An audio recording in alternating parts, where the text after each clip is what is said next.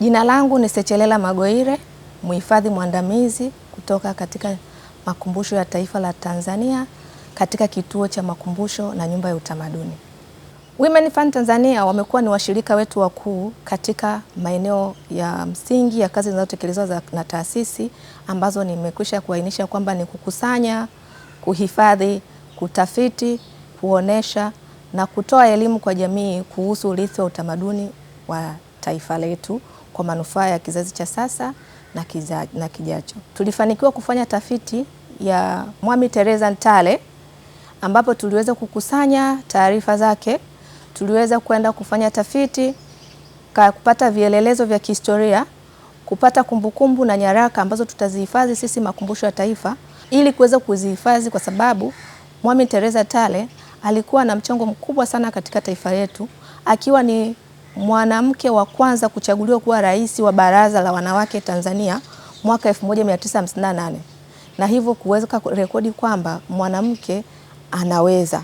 Kuna Nduna Mkomanile pia Songea, tuliweza kushirikiana na Women Fund kwa karibu sana kupitia kampeni ya kihistoria ambayo nia na mazumuni ni ile ile, kuweka kihistoria za wanawake wa Tanzania ambao wamekuwa na mchango mkubwa katika taifa letu.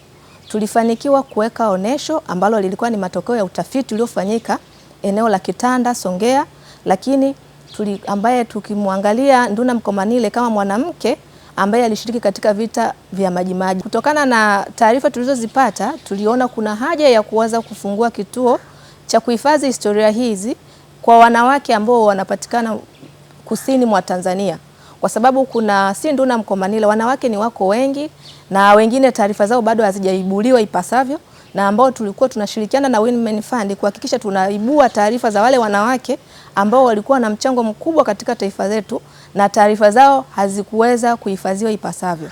Hivyo nia na mazumuni ni kuhakikisha kwamba zile taarifa ambazo tunazibua zitahifadhiwa katika kituo hiyo ambao tuliweka sasa kitakuwa patikana Songea, na kuweka historia za wanawake ambao walipigana vita au waliokuwa na mchango katika taifa letu kusini mwa Tanzania.